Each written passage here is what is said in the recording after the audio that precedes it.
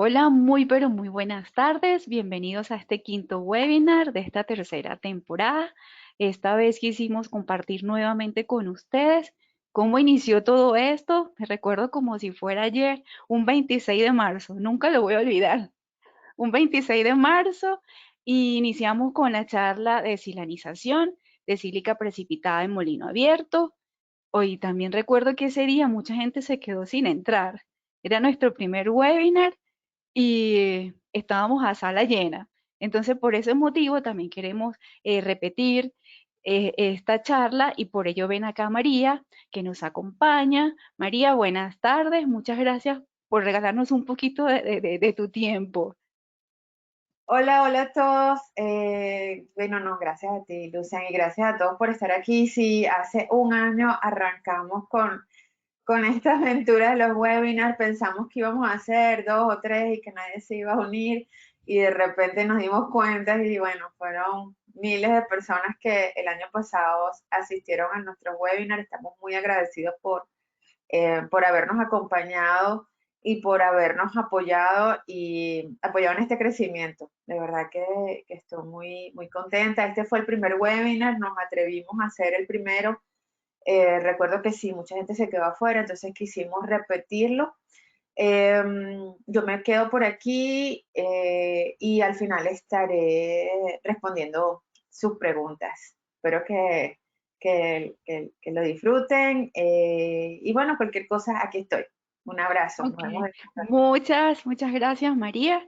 Gracias a ustedes también que nos siguen todos los jueves, a nuestros patrocinadores, pues cada vez vamos creciendo más y más esta familia. Esta vez se nos unió Rubicon y por eso estamos muy contentos. Ellos ya figuran como patrocinadores plata. Y pues en nuestra sección de No Todo es Caucho, que no podemos dejar a un lado, vamos a recordar un No Todo es Caucho de la segunda temporada. Y se trata de un video de María Paz.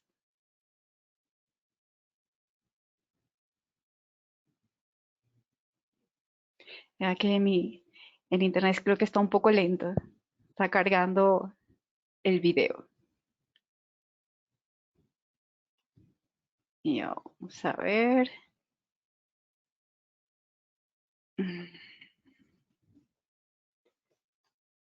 Bueno, esa es la cuestión de estar en vivo. Ya hoy. Déjame intentarlo nuevamente. Y aquí vamos. Ahora vamos a pasar. No, hoy es la tarde de María. Vamos a ver este.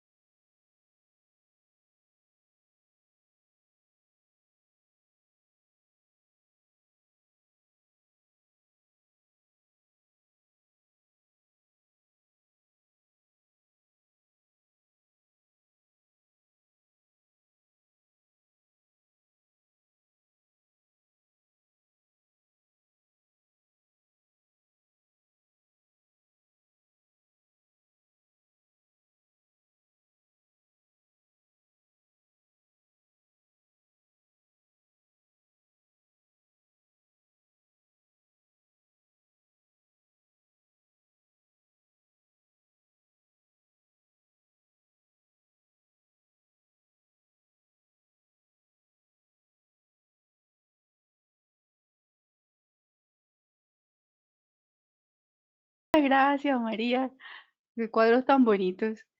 Yo no No sé sabía que pintar, me ibas pero a nada. pasar, Lucian. Ay, bueno, entonces ustedes, pues que nos ven, anímense y compártanos también su hobby. Seguro les gustará, no sé, ir a la montaña, caminar, hacer ejercicio, bueno, en fin. Y no olviden seguirnos en nuestras redes sociales, allí siempre van a encontrar información de todas las actividades que hacemos por y para ustedes. Y por supuesto en nuestro canal de YouTube, allí tienen todas las grabaciones de estas tres temporadas. Pueden revisarlos cuantas veces ustedes quieran. Y por supuesto, bueno, esta tercera temporada aún no termina, pero ya vamos en la recta final.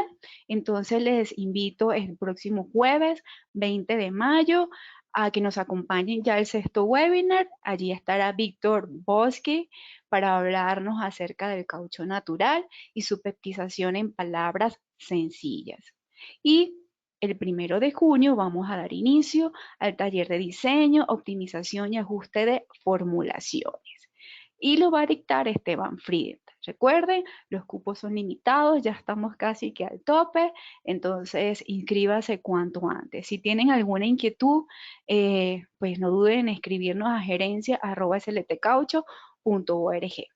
Y estoy más que segura que ya tienen reservada en su agenda para del 3 al 5 de noviembre para estar con nosotros en las prejornadas y del 9 al 11 para estar en las jornadas de tecnología del caucho y por supuesto con las de reciclaje de neumáticos. Recuerden, esta vez sí podrás estar, será un evento virtual, podrás disfrutar de todas las charlas, no te vas a perder ninguna y muy importante, las personas que han participado de nuestras actividades, como el curso de calidad, y los que vayan a tomar el taller de formulaciones, cuentan con un 20% de descuento en las inscripciones para prejornadas más jornadas. Entonces, te esperamos. Bueno, y ahora sí, me toca presentar formalmente a María, María Alexandra Piña, pues ya la mayoría le conocemos. Ella es ingeniero químico, tiene experiencia en gerencia de empresas, emprendimientos e innovación, desarrollo de mercados locales e internacionales.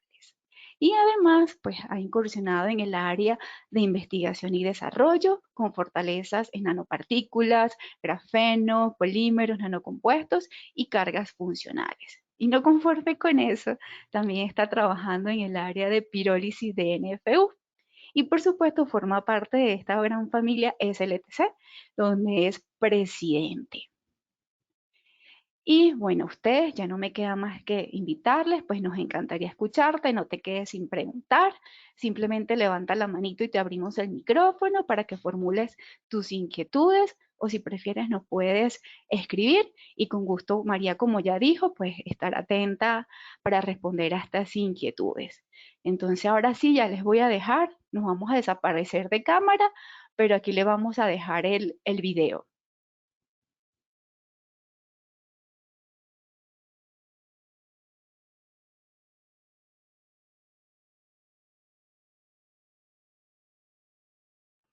Hoy vamos a hablar de silanización en molino abierto. Cuando planteamos esto ayer, hubo alguien que se acercó y me decía, bueno, ¿cómo era eso? Y era alguien de Estados Unidos. O sea, quiere decir que todavía el tema en todas partes sigue siendo muy, muy pertinente.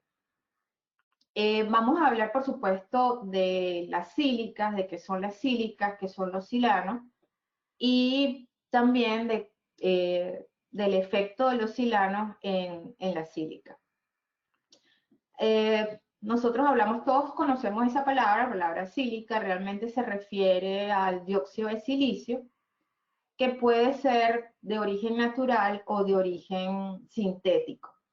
La sílica que nosotros mayoritariamente usamos en la industria del caucho es sílica precipitada, aunque usamos las otras también, pero digamos que la que tiene más aceptación es la sílica precipitada.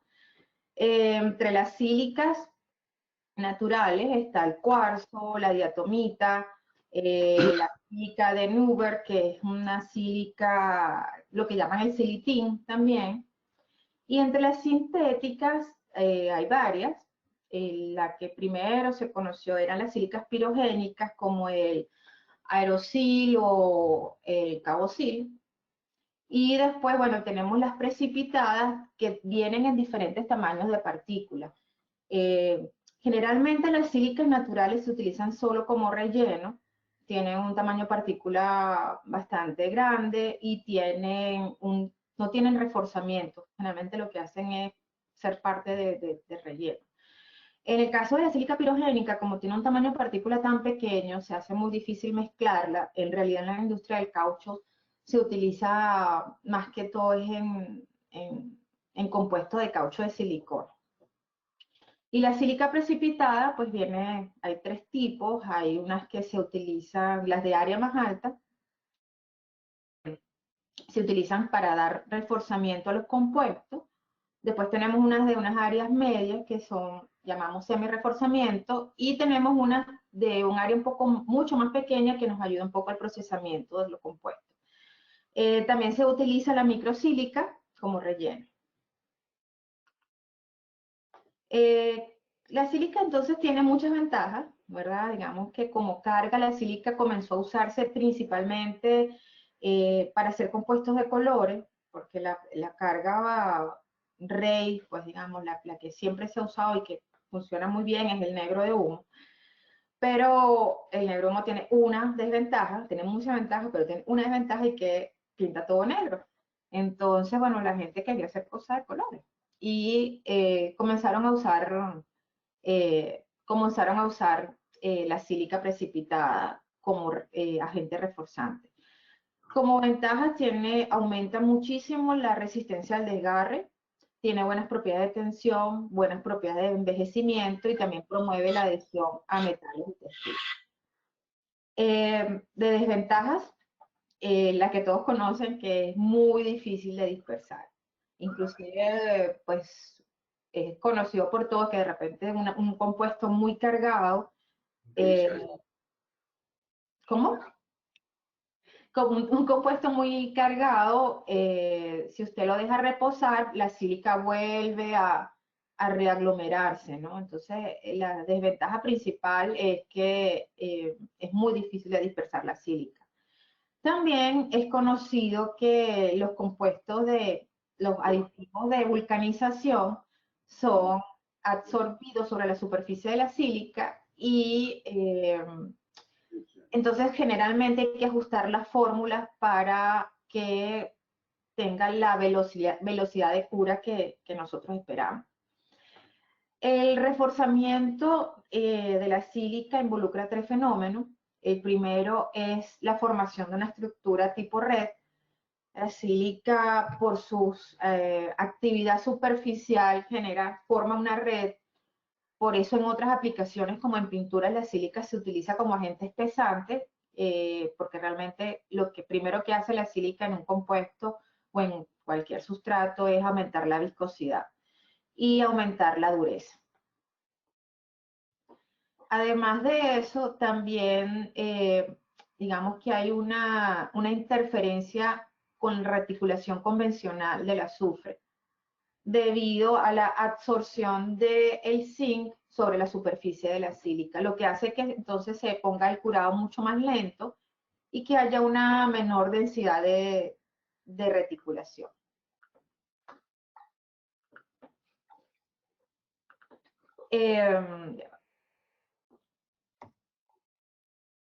Ya va. Listo. Otra de las, digamos que de las desventajas también es, bueno, que hay un enlazamiento inadecuado con el elastómero. Realmente la sílica no se enlaza con el elastómero como si lo hace, por ejemplo, el negro de humo, debido a su característica, sobre todo que es un compuesto inorgánico. No tiene como por dónde enlazarse con el negro de humo. Las características principales de la sílica, y en general todas las cargas se pueden caracterizar de la misma forma. Todos hemos escuchado que, por ejemplo, el negro de humo se caracteriza principalmente por su estructura, la sílica también. Lo único que tiene algunas diferencias.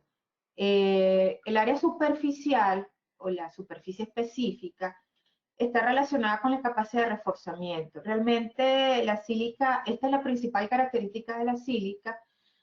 Cuando compramos una sílica, lo primero que vemos es qué área tiene.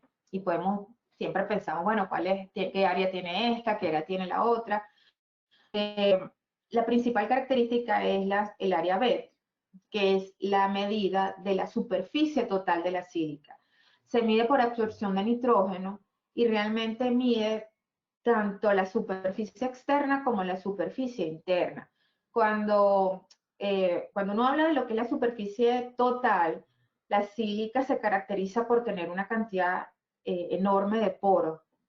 Una sílica como la que todos utilizamos en los compuestos de caucho tiene alrededor, o sea, las más conocidas tienen alrededor de 180 metros cuadrados por gramo. que quiere decir que en un granito de sílica, que es una cosita así chiquitica, hay una superficie total. Si lo lográramos desdoblar, tendría una superficie total de 185 metros, que es, bueno, una super casa grandota. Entonces, ese es como el tamaño, es como para darse una idea de qué tamaño tiene la sílica. Después, cuando ya comenzamos nosotros a trabajar con la sílica hace un montón de tiempo, comenzó a entenderse que realmente lo que refuerza el compuesto de caucho, en el caso de la sílica, es la superficie que está disponible para estar en contacto con el caucho. Por lo que comenzó a medirse, y es un número que generalmente no se conoce, lo que se llama la superficie externa. Y se mide a través de la absorción de bromuro de cetiltimetilamonio, que es el CTAB. Entonces, esa es una característica más relacionada en realidad con el reforzamiento de la sílica que la superficie total. Porque muchas veces podemos tener dos sílicas y la gente le pregunta a uno mucho eso, bueno, ¿por qué si yo tengo esta y tiene la misma área que tiene esta, por qué el reforzamiento en caucho es diferente? Y bueno, tiene mucho que ver porque a pesar de que tengan el mismo número, BET, el mismo número de área superficial, eh, tienen diferente área CTAB. Esa es una de las principales características que diferencia una sílica de la otra. La estructura, bueno, más conocido por todo, la estructura de la sílica o de la carga en general, se mide por la absorción de aceite, que es la absorción de DBP, y nos da, hay dos tipos de estructura en la sílica, un poquito diferente a cómo es el negro de humo, porque digamos que el negro de humo, la estructura es como más lineal, la sílica es muy aglomerada. Es como que si tuviéramos un racimo grande de uvas, que es un racimo con muchos racimitos pequeños. Ahorita les voy a mostrar una fotografía para que lo podamos ver. Entonces tenemos dos tipos de estructura, perdón, que es una estructura más pequeña, que son los agregados, y una estructura más grande, que son los aglomerados. Cuando mezclamos la sílica, nosotros lo que hacemos es llevar de ese aglomerado que podemos ver, que es el polvo que vemos, lo rompemos para formar agregado. Nunca vamos a llegar por las fuerzas superficiales que hay en la sílica, nunca vamos a llegar a dispersar hasta la partícula primaria. Lo que vamos a llegar es hasta los agregados. Entonces, bueno, tenemos que esas son las características principales. Un área, las sílicas reforzantes tienen un área entre 125 metros cuadrados por gramo hasta 250. Y las semireforzantes tienen entre 35 y 100 metros cuadrados. Generalmente tienen una humedad alrededor del 6%. Generalmente 6% es lo máximo que uno consigue. Y un agua químicamente enlazada de 3%. Un pH entre 5 y 7 y una densidad relativa en caucho de 2. Esos son para cuando sacamos las cuentas de factor de llenado en el banco y todo, y de cuánto nos va a dar la densidad de un compuesto. Entonces, bueno, aquí tengo un dibujito que, bueno, no es un dibujito, esto es una microscopía que hicimos hace mucho tiempo y que me encanta, porque podemos ver detalladamente lo que hablamos de la estructura. Estas particulitas que están aquí chiquiticas, que están aquí entre estas líneas azules, es lo que nosotros conocemos como partículas primarias, ya están intrínsecamente pegadas entre sí y por lo que nosotros conocemos como aglomerados, que es esto que está aquí, perdón, agregados, que es esto que está aquí. El aglomerado ya vendría siendo toda esta partícula grande. Aquí, bueno, se ve un poco, no se ve mucho, pero se ve todo esto que está aquí adentro son poros, ¿verdad? Que no van a estar en contacto con el caucho. Aquí hay una gráfica que también lo puede indicar muy bien. Nosotros tenemos las partículas de sílica y estos puntos negros realmente son donde hay contacto con el caucho. Otro de los aspectos que que hace que la sílica no refuerce tanto, es que muchas veces hay caucho ocluido, que se termina entrando un poquito dentro de esos poros grandes, porque en la sílica hay tres tipos de poros: macroporos, mesoporos y microporos, y en los poros más grandes puede entrar algún tipo de caucho. Esto es una sílica en reposo, digamos que sería como el compuesto en reposo. Cuando nosotros hacemos una deformación importante, lo que queda en contacto con la sílica sería toda esta, en contacto con el caucho, perdón, sería toda esta estructura externa. Básicamente eso se debe a lo que llamamos grupos silanoles que están en la superficie de la sílica y que hacen que una partícula se una entre otra con puentes de hidrógeno. Esos grupos silanoles de los que les hacía mención, hay tres tipos principalmente, que son los aislados, vecinales y geminales, cada uno de los cuales tiene una diferente energía de enlace, es decir, que salen a diferentes temperaturas. Hoy en día, digamos que cuando, bueno, hace unos 20 años, 15 años atrás, un poquito más, cuando comenzaron a desarrollarse las sílicas de alta dispersión, realmente lo que se trabajó era en disminuir esa cantidad de grupos silanoles, porque estos grupos silanoles son los que generan que las sílicas se unan entre sí, que tengamos una mayor cantidad de puentes de hidrógeno. Si yo logro hacer que haya menor actividad superficial en la sílica, va a haber menor reaglomeramiento en el compuesto. Y a la vez, vamos a tener también, podemos usar menor cantidad de silano, porque realmente en estos, el silano, lo vamos a ver ahora, él se enlaza en estos grupos silanoles, por lo que la menor cantidad de grupos silanoles también voy a poder utilizar con más eficiencia el silano. Aquí tenemos una gráfica que hice hace unos 3 o 4 años, donde tenemos una sílica HDS, que es la naranja que está aquí, una sílica de área baja. Esta área, la del Rubersil RS50, tiene un área más o menos de 50 metros cuadrados. El 3000 tiene un área de 175 metros cuadrados, y este pirosil tiene un área también de 175. O sea, estos dos, este que está aquí arriba y este que está aquí abajo, tienen en la misma área superficial, pero este tiene mucho menor actividad superficial, por lo que tiene una mejor y más fácil dispersión. Realmente esto es una de las cosas que hace que una sílica sea de mayor dispersión. ¿Por qué? Porque ella, vamos a lograr que ella no se vuelva a reaglomerar cuando estamos mezclando. Bueno, también hay que decir que la sílica, como todos saben, es un producto que absorbe humedad hasta alcanzar un equilibrio con la humedad ambiental. No va a absorber, no es una sílica gel, o sea que no es que va a absorber por encima de su capacidad.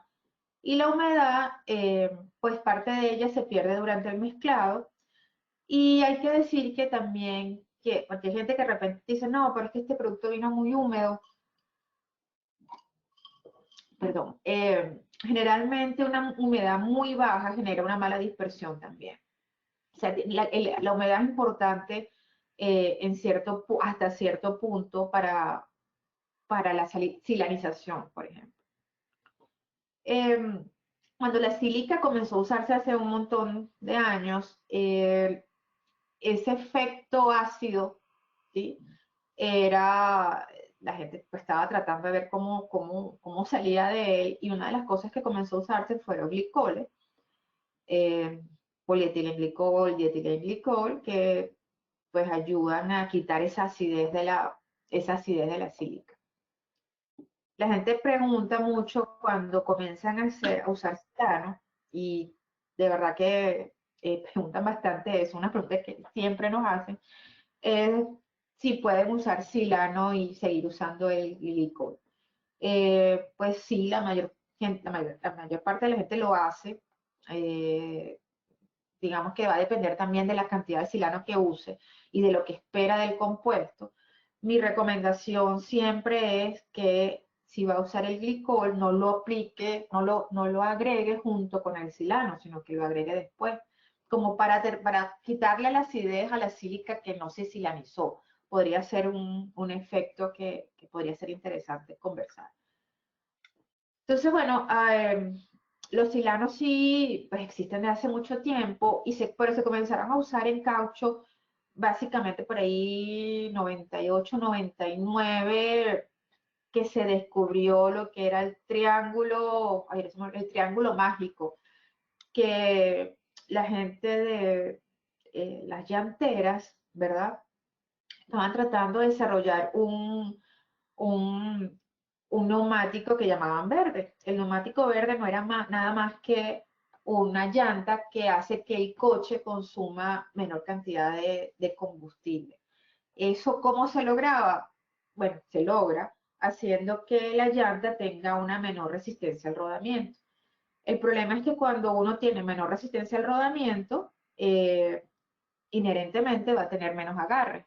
Entonces, eso lo lograron hace, no sé, pues, la verdad que esas patentes son como del 98, 99 o quizá un poquito antes. Eso lo lograron gracias al uso de sílicas de alta dispersión, silanos y unos SBR especiales. Que lograban que, además de que tuviera una menor resistencia al rodamiento, tuviera un mejor cornering factor, o sea, que el frenado fuera también seguro.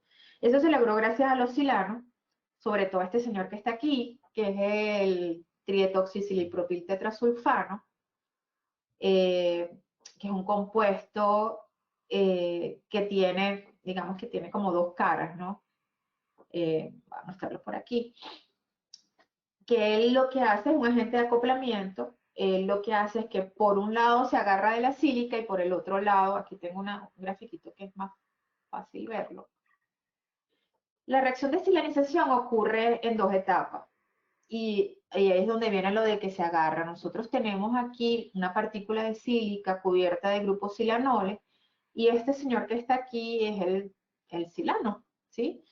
Él lo que hace que la primera reacción, él lo que va a hacer es que ese silano agarra por un lado a la sílica gracias a, vamos a esta que está aquí, gracias a su lado de silicio, ¿sí? Entonces se agarra de un lado de la sílica. Esa reacción es una reacción que necesita temperatura y por eso es que se recomienda que la silanización se lleve a cabo en un bambú. Esa primera reacción es muy dependiente de la temperatura, aunque también han salido silanos que necesitan de menor temperatura para activarse. Entonces ese silano va a agarrarse por un lado de la sílica y después la segunda reacción va a agarrar al compuesto de caucho. Entonces para que ocurran estas dos reacciones tienen que haber ciertas condiciones. La primera condición para la primera reacción sobre todo es temperatura y agua. Por eso es que es importante que la sílica no sea muy seca. Generalmente para que estas reacciones ocurran se requiere aunque sea que la sílica tenga un 5% de agua, inclusive a veces hasta 6. Realmente es importante el contenido de agua en la sílica para que ocurra la reacción.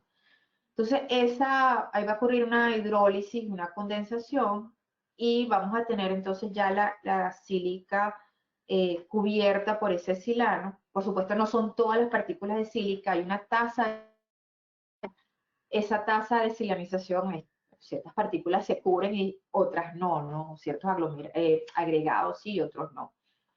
Después ocurre una liberación de etanol, y eso es bien importante porque una de las cosas que uno sabe que hay una silanización, está ocurriendo silanización cuando uno comienza a oler a etanol.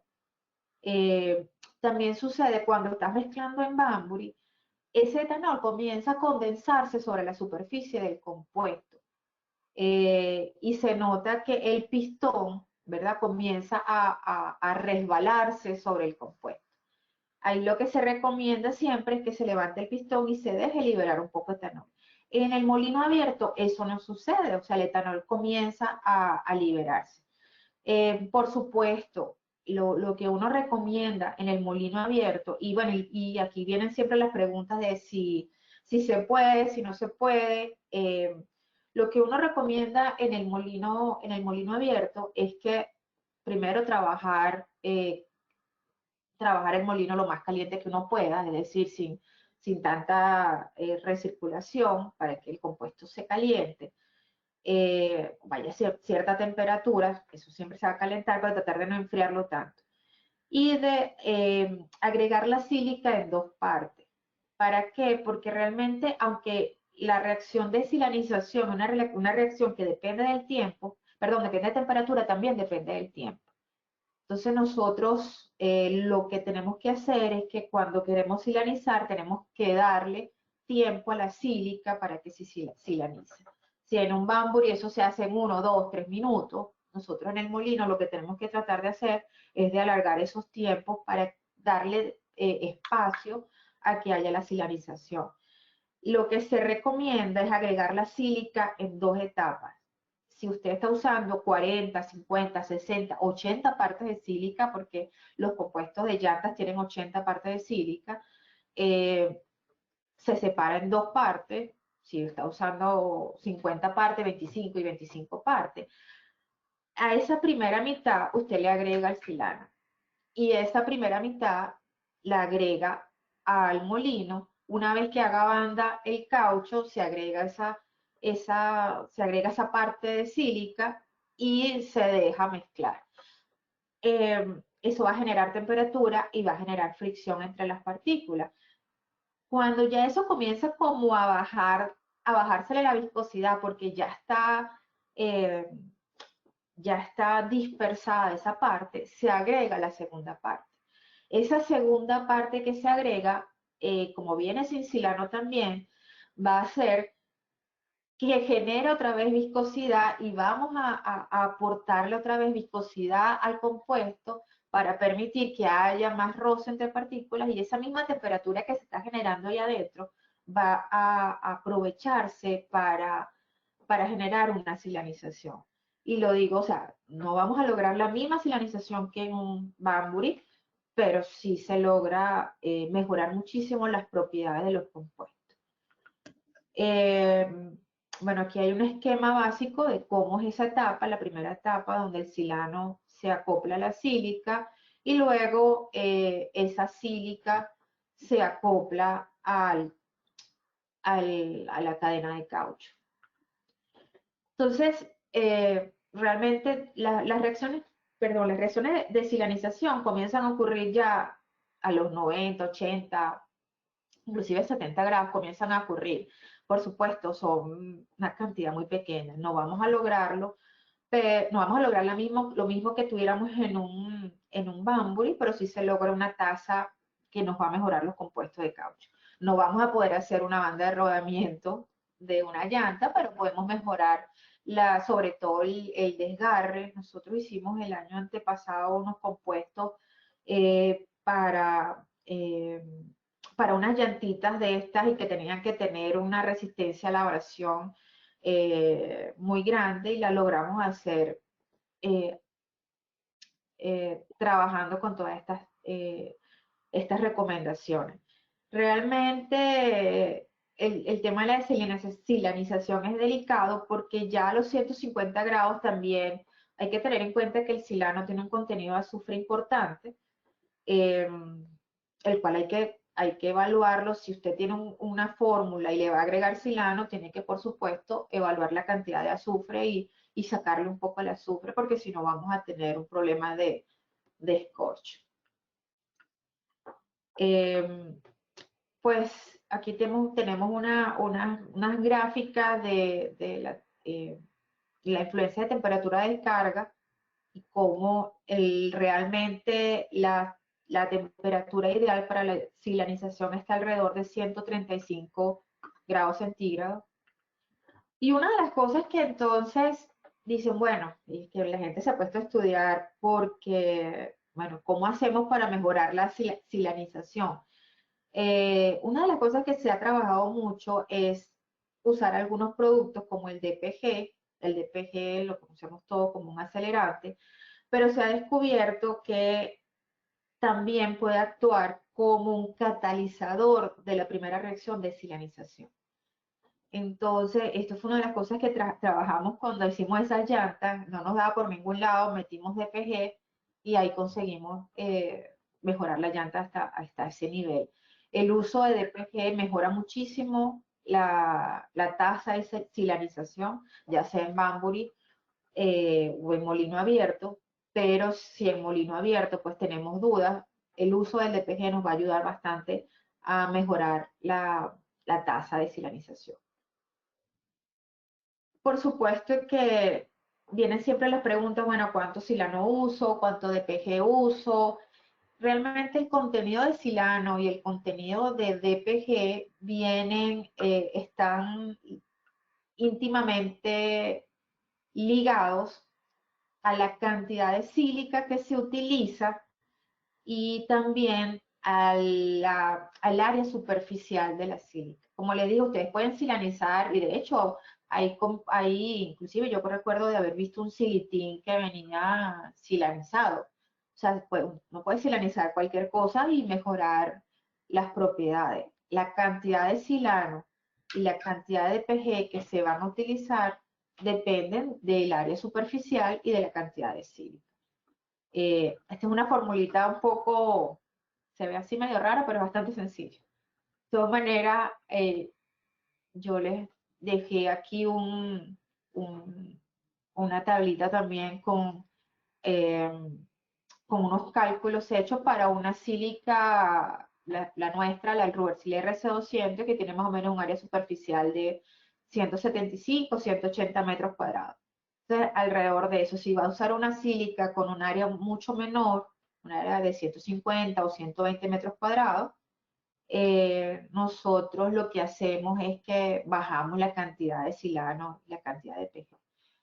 Hay que destacar que esto es para, aquí estamos hablando prácticamente de 8%, o sea, uno puede, no sé, bajar eso al 2%, 4%, va a depender de qué tanto quiera. Para mí, en mi opinión, la regla que habla del 8% es una regla para cuando uno quiere hacer un compuesto súper, ultra eh, maravilloso.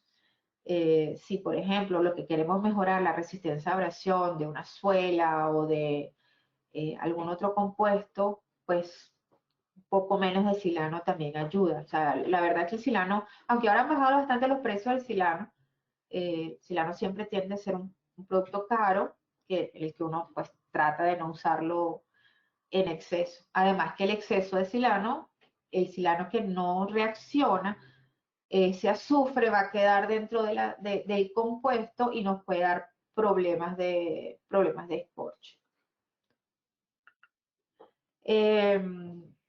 Otra cosa que podemos mencionar es el efecto del óxido de zinc.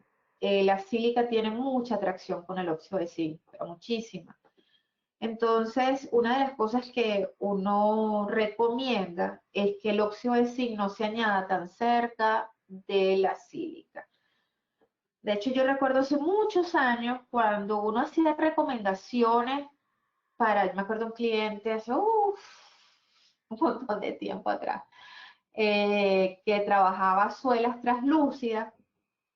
Por supuesto, una de las cosas que él no le recomendaba es que el óxido de zinc, pues, lo tratara de poner muy cerca de la sílica, entonces así escondíamos un poquito ese óxido de zinc, pues. Entonces quedaba la suela se veía mucho más translúcida. Por supuesto, ya eso ha cambiado muchas cosas y bueno, ese era uno de los trucos hace un montón de tiempo. Eh, entonces, bueno, el mezclado reactivo, ¿verdad? Es ese mezclado que nosotros hacemos. Siempre se ha mencionado que el Banbury o los mezcladores internos, es como se les debe llamar, terminan siendo un reactor. Y hay que tomar en cuenta que hoy en día el mezclado ya no es simplemente un mezclado mecánico, sino que también ocurren muchas reacciones químicas que necesitamos tener en cuenta y que queremos. Yo sé que también el tiempo en planta, en fábrica es importante y quiero decirle a alguien que en vez de 4 minutos va a aumentar a 8, va a aumentar a 12, implica, bueno, un montón de cosas. También es cierto que, bueno, vamos a poder tener productos mejores si nosotros pues entendemos que ahí está ocurriendo una reacción y que hay que darle tiempo. Porque si no, lo que vamos a hacer es meter el silano y bueno, el silano pues es un producto más ahí. Él no va a aportar azufre, seguramente va a silanizar una cantidad pequeña, porque siempre se silanizan a que sea una cantidad pequeña. Pero si queremos de verdad sacarle provecho y mejorar un producto, no es tan fácil hacerlo en molino abierto, pero sí es posible.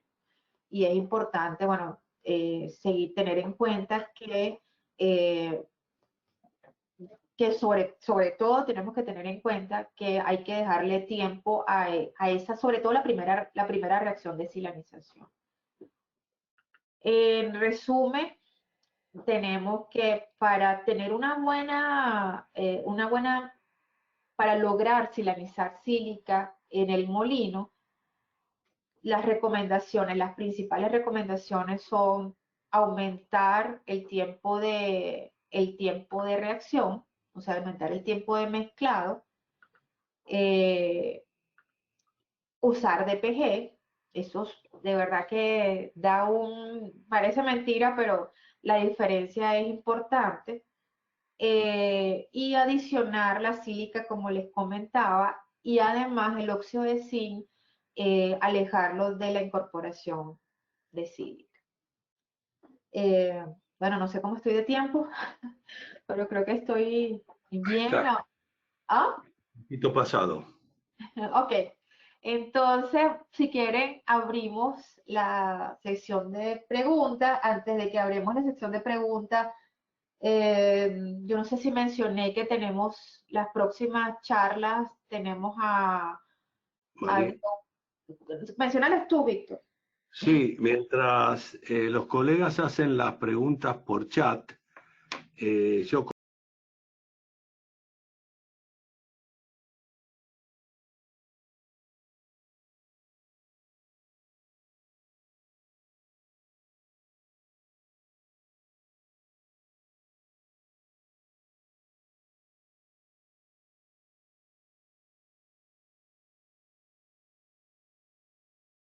Hola, qué rápido pasó el tiempo. Hola, hola, aquí estoy. No te veo, Lucia. Ya voy, Aquí está. María, déjame cerrar aquí y poner mi pantalla. Listo, ahora sí.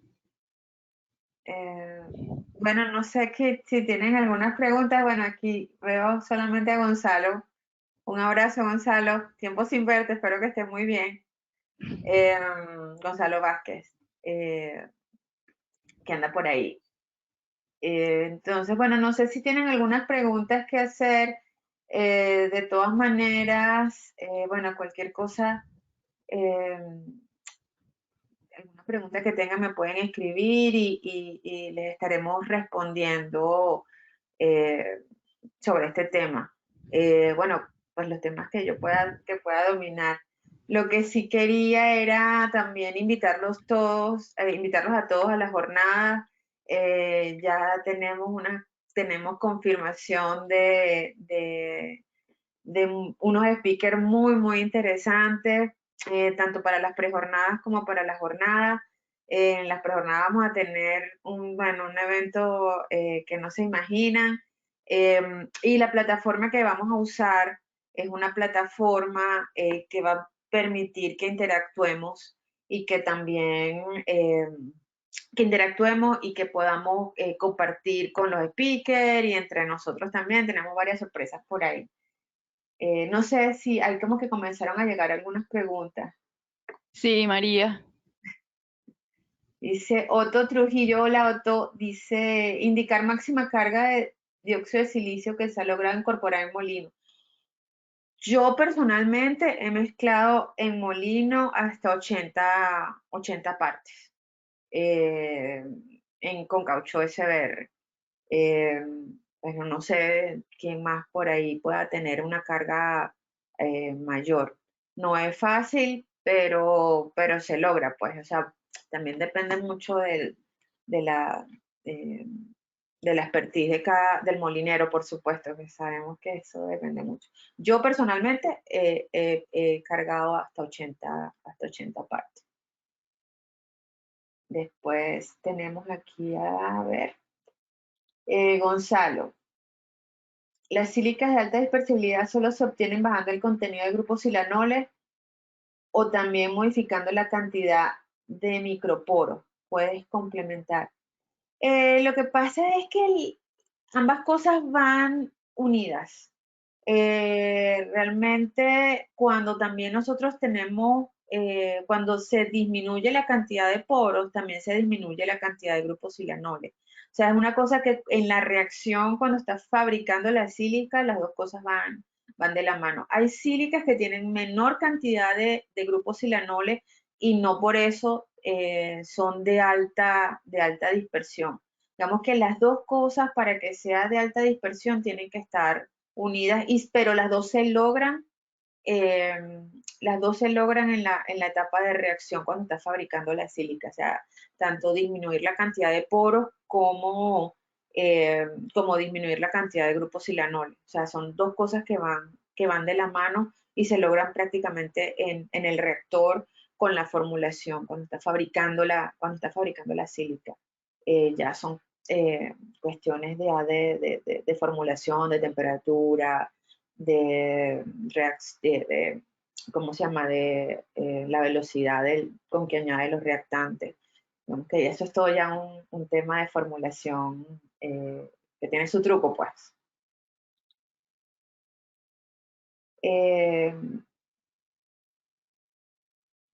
Me pregunta Matías. Hola, buenas tardes. Soy ingeniero química y me gustaría saber si se puede usar el carbón activado como agente de refuerzo por su área superficial como la sílica.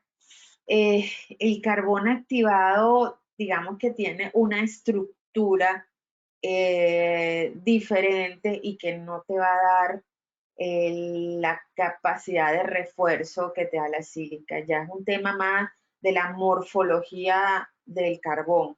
Digamos que no vas a lograr obtener el mismo reforzamiento. Yo nunca he metido carbón activado en ninguna formulación, pero cuando estuve trabajando con grafeno, estuvimos trabajando con varios tipos de carbones, perdón, eh, donde, bueno, hacíamos deslaminación y todo eso. Por eso te digo que el carbón activado como tal no tiene una capacidad de refuerzo como tiene, por ejemplo, la sílica. Buenas tardes, Luz Eduardo. ¿Qué más hay? ¿Alguien por aquí? En nuestro caso tenemos equipo cerrado. Bueno, si tienes un Banbury, eso es una maravilla para silanizar. Eso sí bueno, ahí consigues silanizar la cantidad de sílica que quieras. La silanización en Banbury, o sea, la silanización realmente se diseñó para ser realizada en equipo cerrado. El equipo cerrado te permite, por supuesto, jugar con la tasa de silanización, te permite controlar temperatura, te permite, por supuesto, subir la temperatura hasta el punto que te permite la silanización.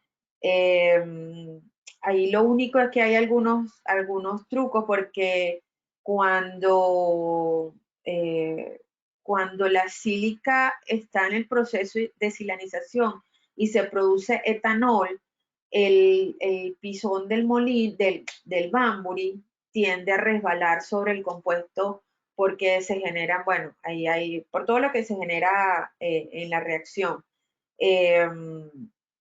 Entonces sí se recomienda levantar el pisón en ciertos momentos para dejar evacuar un poco también el agua y el etanol, de manera de que pues haya de verdad un mezclado eficiente. Aquí hay alguien que dice, Diana Suchilla, yo he mezclado hasta 85 partes de sílica en nitrilo, imagínate. No, buenísimo, sí, antes la gente mezclaba poquito, pero ya la gente se atreve, qué bueno. Yo hasta he mezclado hasta 80, pero 85 es todo un desafío.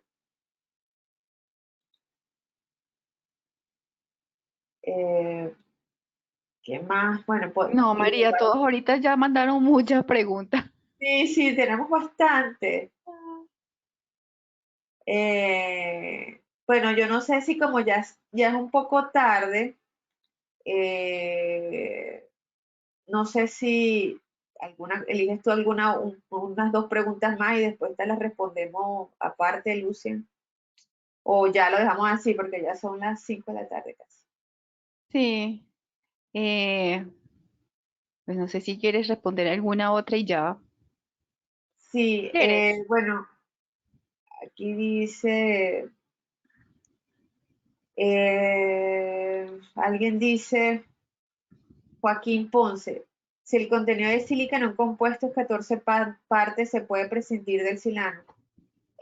Cuando tú tienes, por las pruebas que yo he hecho, cuando tienes 12, 14 partes, realmente no hace falta. O sea, realmente primero la cantidad que vas a poner de silano es pequeña y la diferencia que obtienes al poner silano, por supuesto me imagino que pones otra carga si nada más pones 14 de sílica. A menos que pongas otra carga que sea inorgánica, que también se silaniza. Bueno, solamente la sílica precipitada se silaniza. También cuando metes otras cargas inorgánicas también también tiene una silanización que por supuesto no te va a dar lo que te da la sílica, pero también mejora en cierta medida. Aquí había alguien que me preguntaba, estaba por aquí, William, que tengo tiempo que no sé, William Urrego, ¿cómo estás? Se recomienda un esquema de mezclado para compuestos que tienen sílica y negro de humo de tal manera que se logre una adecuada silanización y mejora en las propiedades del compuesto.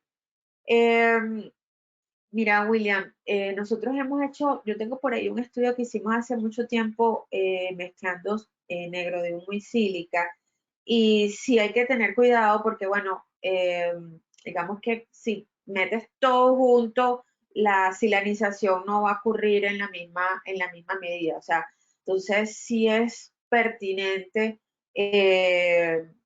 usar primero, digamos, silanizar o tratar de silanizar primero y después agregar el negro de humo. También va a depender de la cantidad de sílica y de la cantidad de negro de humo que pongas. No sé qué cantidad estás pensando en cargar ese compuesto, ¿no?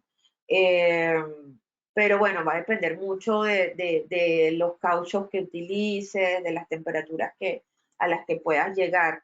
La sílica por sí necesita como su tiempo y su proceso para poderse silanizar. Entonces hay que revisar bien si la interacción con el negro de humo, cómo va a afectarte las propiedades finales. Yo sé que tengo uno que hicimos hace mucho tiempo en formulaciones de bandas de rodamiento. Eh, si lo tengo por ahí, te lo paso, pero fue hace mucho tiempo. Y que vos pasa y uno no se da cuenta. Pero bueno, los demás, Ah, Lucias, me pasa me perdonan que estoy un poco alérgica hoy. Lucian después me pasa las preguntas y yo les hago las respuestas, les mando las respuestas con ella. vale, María. Bueno, entonces muchísimas gracias por regalarnos un poquito de tu tiempo, que sé que estás muy ocupada, pero bueno, lo importante es que aquí estamos, ya cumplimos. Entonces, pues nada, me queda más que despedirme. Les mando un gran abrazo. Les esperamos el próximo jueves a la misma hora. Eh, pues no sé, María, Y si vas a decir tenemos algo. por ahí unos webinars bien interesantes que estamos armando, que espero yo sé que los van a aprovechar mucho. Vienen unos buenísimos. Por supuesto, y lo mejor viene en la jornada. Eso es lo que no quiero. Este es el abreboca de las jornadas. Sí. Bueno, Bueno, entonces un gran abrazo. listo. Hasta el Bueno, próximo. gracias a todos. Saludos. Chao. Un abrazo.